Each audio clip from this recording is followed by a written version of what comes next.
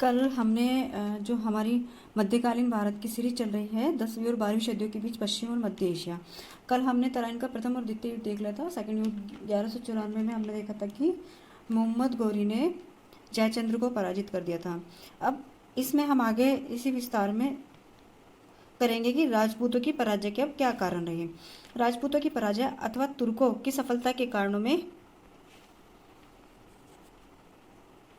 1173 ईस्वी में गजनी में मुइजुद्दीन बिन साम के राज्यारोहण अथवा 1181 ईस्वी में भारत के उत्तर पश्चिमी भागों पेशावर में उसके प्रथम प्रवेश के बाद की घटनाओं के संदर्भ में ही नहीं देखा जाना चाहिए। जैसा कि आधुनिक लेखक ABM हबीबुल्लाह ठीक से कहते हैं कि मुइजुद्दीन की सफलता एक ऐसी प्रक्रिया का अंतिम परिणाम थी जो समूची 12वीं सदी में जारी रही। वस्तुतः हिंदुस्तान में सिंध के बाहर पैर जमाने की टोही गतिविधियां महमूद गजनवी के उत्कर्ष के साथ कम से कम एक सदी पूर्व ही प्रारंभ हो गई थी। अफगानिस्तान और पंजाब पर महमूद गजनवी की विजयों ने भारत की बाहरी सुरक्षा पंक्तियों को तोड़ दिया, जिसके कारण शत्रु ताकतों ने इस क्षेत्र में अपने पांव जमाए रखे एवं भारत के महत्वपूर्ण क्षेत्रों में जब चाह सेंध लगाई। इस प्रकार सामरिक दृष्टि से भारत को बचाव नीति अपनाने पर विवश होना पड़ा। इस तथ्य को ध्यान में रखना चाहिए कि इस पूरे काल के दौरान जब इस क्षेत्र के राजपूत राज्यों ने समझदारी अथवा सामरिक आंतरदृष्टि के नितांत अभाव का परिचय दिया। इस प्रकार महमूद की मृत्यु के बाद भी जब उसके उत्तराधिकारियों के बीच आंतरिक झगड़े शुरू हो जाने के कारण अधिकांश मध्य और पश्चिम एशियाई क्षेत्रों पर से भी उसका नियंत्रण जाता रहा, उन राज्यों ने एक साथ मिलकर पंजाब से गजनवियों को खदेड़ने हेतु कोई भी प्रयास नहीं किया। जबकि अपनी हसोन्मुख स्थिति के बावजूद महमूद के उत्तराधिकारी सामरिक दृष्टि से आक्रामक रवैया अपनाते रहे और राजस्थान में अजमेरिया उससे भी आगे तक गंगा के तटवर्ती क्षेत्र में कन्नौज और वाराणसी तक फैले भारतीय प्रदेश में छापे मारते रहे। उस काल के राजपूत राजाओं को मात्र इतना ही श्रेय दिया जा सकता है कि उन्होंने हमीर के आक्रमणों को विफल कर दिया, जो विश्व की चिंता का कारण बन गया था। सामरिक सतर्कता के इस अभाव का कारण संभवतः उत्तर पश्चिम भारत में किसी प्रबल शक्ति की अनुपस्थिति अथवा राजनीतिक एकता का अभाव था, किंतु इस संबंध में आकार अथवा संसाधनों को लेकर भ्रम नहीं होना चाहिए। आकार और संसाधनों की दृष्टि से उस समय के अनेक राजपूत राज्य आबादी और राजस्व स्रोतों के आधार पर अब्बासी साम्राज्य के पतन के बाद पश्चिम और मध्य एशिया में निर्मित किसी भी परवर्ती राज्य से श्रेष्ठ थे। खुरासान, मावरा, उन्नहर, ख्वाजरिम आदि जैसे कुछ एक उपज क्षेत्रों को छोड़कर उस क्षेत्र की अधिकांश भूमि पर्वतीय, शुष्क अथवा बंजर थी। साथ ही आमुतरिया पार की गुज्ज जनजातियां उसे काफी समय से लूटती आ रही थी। दूसरी ओर राजस्थान और बुंदेलखंड के बाद राजपूतों के नियंत्रणाधीन क्षेत्र बहुत ही उर्वर और उपजाऊ थे। मानव संसाधनों अथवा आबादी की दृष्टि से भी राजपूत नियंत्रित क्षेत्र बेहतर स्थिति में थे। इन्हीं कारणों से किसी भी युद्ध में राजपूतों राजाओं की ओर से युद्ध के लिए अपेक्षित मानव शक्ति व अन्य सामान की मांग तुर्कों की अपेक्षा कहीं अधिक होती थी। इस प्रकार यह सोचना सही न होगा कि अन्यायपूर्ण जाति व्यवस्था के कारण राजपूत राजाओं को अपनी सेना में नियुक्ति करने के लिए पर्याप्त संख्या में सैनिक नहीं मिल पाते थे। वस्तुतः यह सोचना भी अनुचित होगा कि राजपूत सेनाओं में केवल राजपूत जाति के ही लोग होते थे। जाटों, मीनाओं जैसे लड़ाकू समूह अथवा पर्वतीय क्षेत्रों में कुवर्ण यानी कि निम्न जाति कहे जाने वाले समूह राजपूत सेनाओं में नियुक्त किए जाते थे।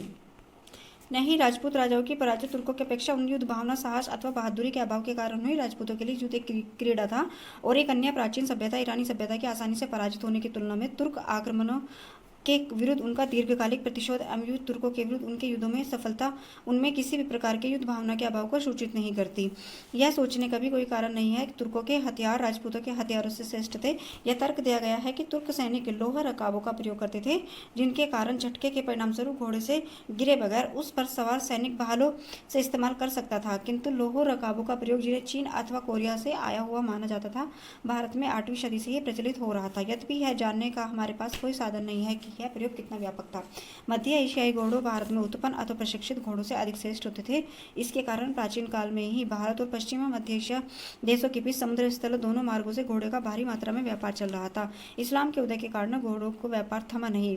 वस्तुतः 12वीं सदी के दौरान उत्तर भारत के प्रमुख स्थानों में मुस्लिम अश्व व्यापारियों के बस्तियां मौजूद रही। इसलिए कहा जाता है कि मोहम्मद बिन बख्तियार खिलजी ने सेन शासक लक्ष्मण सेन पर आक्रमण करने के पूर्व अश्व व्यापारी का ढोंग करते हुए पुणे तक का मार्ग तय कर लिया था। प्रश्न उठता है कि तब राजपूतों की पराजय एवं तुर्कों की विजय के क्या कारण रहे होंगे। सबसे पहला कारण तो यह है कि यद्यपि राजपूत सेनाएं संख्या में अथवा अपने घोड़े और हथियारों की गुणवत्ता में कम नहीं थी, किंतु वे निश्चय ही संगठन और नेतृत्व की दृष्टि से हीन थी। तुर्कों का सामना करने वाली राजपूत सेनाओं का कोई एकीकृत नियंत्रण नहीं था, बल्कि वे युद्ध भूमि में विविध अधीनस्थ शासकों द्वारा लाई और नियंत्रित की जाती थी। ऐसी पंचमेल सेनाओं का संचालन करना कठिन होता था। इसके अलावा राजपूत शासक गतिशीलता से अधिक सैनिकों की संख्या को महत्व देते थे। तुर्क योद्धा द्रुत चालनीय के अभ्यस्त थे। वे तेजी से आगे बढ़ते व हटते थे और घोड़ों की पीठ पर सवार रहकर तीरंदाजी करने में भी सिद्धहस्त थे। राजपूत सेनाएं विशाल होते हुए भी मंथर गति से चलने वाला जनसमूह होती थी एवं अपने हाथियों पर निर्भर रहती थी। वे तीव्र गति से बढ़ने वाले घुड़सवार सैनिक द्वारा पराजित हो जाती थी, जो उन पर बगल से और पीछे से हमला करते थे। हाथियों को स्वयं में कमजोरी का कारण तो नहीं माना जा सकता, किंतु उनका प्रयोग कैसे हो यह अधिक मायने रखता है। कुशल और अत्यंत तेज घुड़सवार सेना के साथ प्रयुक्त होने पर वे सर्वाधिक प्रभावी होते थे।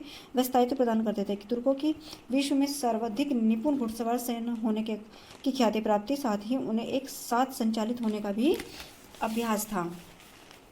तुर्क सुल्तान विशाल सेना स्थायी सेना रखने के आदी थे। सैनिकों को या तो नगद वेतन दिया जाता था या एकता पद्धति के जरिए पारिश्रमिक का भुगतान किया जाता था। एकता पद्धति के बारे में हम पहले उल्लेख कर चुके हैं। कई तुर्की सेनानायक दास थे जिन्हें सुल्तानों ने पाला था तथा युद्ध कला का प्रशिक्षण दिया था। गौर के मोइजी सुल्तानों के संदर्भ में यह विशेष रूप से सत्य है। हालांकि एक प्रथा के रूप में दास प्रथा प्रशंसनीय नहीं है, किंतु तत्कालीन संदर्भ में इसके कारण तुर्की सुल्तानों को भारी संख्या में सेनानायक उपलब्ध हुए थे जो पूरी तरह निष्ठावान और समर्पित रहे। उस समय की राजपूत सेनाओं को आंतरिक संगठन के बारे में हमारी जानकारी अत्यंत सीमित है।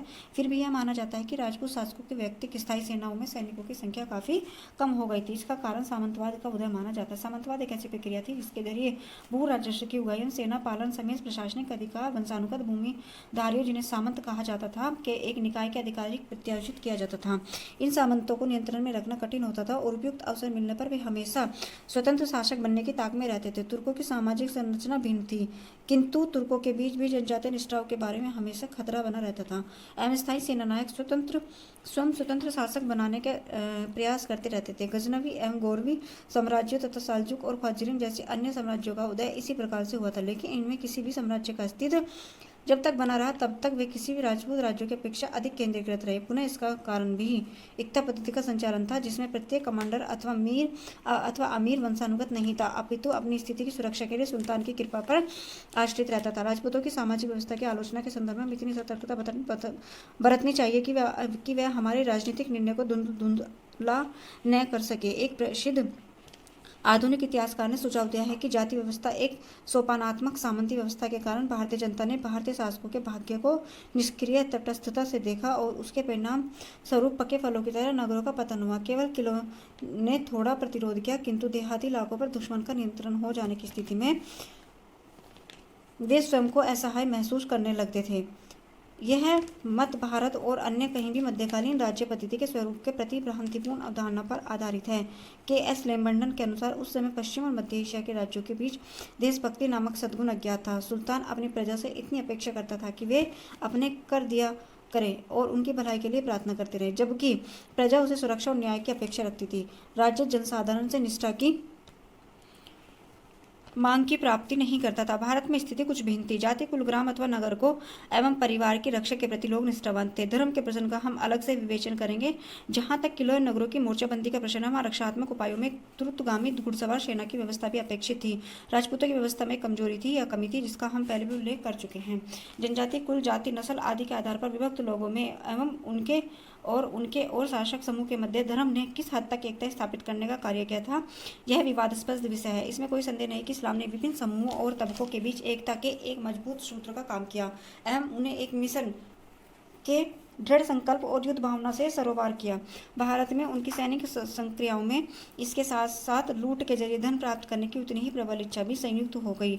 बराबरी और भाईचारे की इस्लामी भावना निश्चय ही एक सकारात्मक गुण थी, किंतु यह सामाजिक क्षेत्र तक विस्तारित नहीं हो पाई। तुर्की और राजपूत दोनों ही समाज स्वप्नात्मक प्रकृति के थे। एक नस्ली और पारिवारिक श्रेष्ठता पर आधारित था, तो दूसरा कुल या खाप पर आधारित था। दोनों ही के बीच सत्ता और पद एक सीमित वर्ग के अधिकार में रहते थे, किंतु कुल मिलाकर राजपूतों की अपेक्षा तुर्कों में सामाजिक गतिशीलता की गुंजाइश कहीं अधिक थी। इस प्रकार एक लुहार ने सफारी राजवंश की आधारशिला रखी, जिसने गजनवियों के उदय से पूर्व कुछ समय तक पश्चिम एशिया में शासन किया। छूत, अस्पृश्यता की अवधारणा, समाज के एक तबके पर मंदिर में प्रवेश आदि पर निषेध लगाने का विधान वस्तुतः नकारात्मक लक्षण और दुर्बलता के चिन्ह थे, किंतु यह भी एक सत्य है कि हिंदू समाज ने हिंदू धार्मिक चेतना की धारा में अस्पृश्य वर्गों का समावित करने की अन्य विधियां विकसित की थी, जिनमें ब्राह्मणशील साधु और ब्राह्मण माध्यम थे। उनके धार्मिक अनुष्ठानों की संपन्न कराते थे, किंतु विधियों के कारण राजपूत शासक वर्गों और जनसाधारण के बीच की खाई को नहीं पाटा जा सका। अंत में राजपूतों में रंग चातुर्य युक्त परिदृष्टि के अभाव का अवलोकन तत्कालिक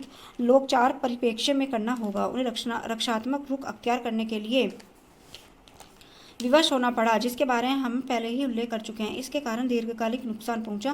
प्रसिद्ध वैज्ञानिक और विद्वान अल-बरूनी ने भारत में 10 वर्ष बिताए और ब्राह्मणों के साथ संपर्क कायम रखा, संस्कृत का अध्ययन किया। उसने भारतीयों की गहन संकीर्णता का उल्लेख करते हुए हिंदू मानते हैं कि उनके देश जैसा कोई देश नहीं स्टेटमेंट पूछा जाता है कि किसने कहा है, तो अल-बरूनी ने क्या, हिंदू मानते हैं कि उनके देश जैसा कोई देश नहीं, उनके राष्ट्र के सदृश अन्य कोई राष्ट्र नहीं, उनके राजाओं जैसा कोई अन्य राजा नहीं है और उनके विज्ञान की टक्कर का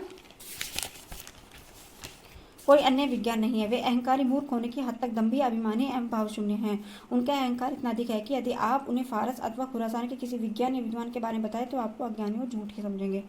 इस संकीर्ण भावना ने भारतीयों की पश्चिम और मध्य एशिया जाने वाले वहाँ के विज्ञानों, वहाँ के लोगों, सरकारों के बारे में जानकारी उपलब्ध कराने से रोका। भारतीयों के बीच विदेशों का अध्ययन करने वाला कोई अल-बरूनी दिखाई नहीं पड़ता। काली वाणिज्य वर्ग अथवा उन देशों में भारतीय जाने पर निषेध था जहां मूंज घास नहीं उगती थी अथवा जो नमकीन समुद्र के पास स्थित थे। इन पाबंदियों पर भले ही व्यवहार में आचरण न किया जाता हो, वे लोगों में बढ़ती हुई संकीर्णता अथवा पृथक्करण के रवैये की सूचक थी। कुषाण साम्राज्य के विघटन एवं पश्चिम और मध्य एशिया में बौद्ध धर्म के उत्तरोत्तर पतन के बाद भारत अधिक अंतर्मुखी होता चला गया। बाहरी जगत के प्रति इस अपेक्षा की अज्ञानता युद्ध नीति के क्षेत्र में युक्ति युक्त एवं सूझबूझ भरी परिदृष्टि के अभाव में दीर्घकालीन प्रभाव पड़े, जिनमें तुर्की विजय शायद पहला परिणाम थे किंतु अंतिम नहीं।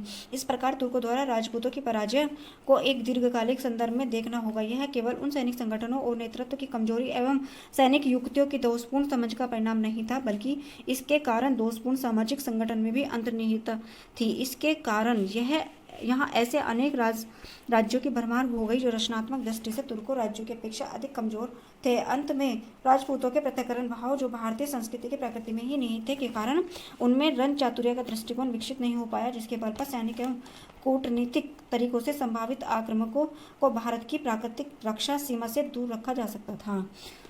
तो ये चैप्टर पहला हमारा फिनिश हो गया है और सेकंड चैप्टर फिर हम देखेंगे दिल्ली सल्तनत की स्थापना, राज्य क्षेत्रीय सुदृढ़ीकरण 1200-1236।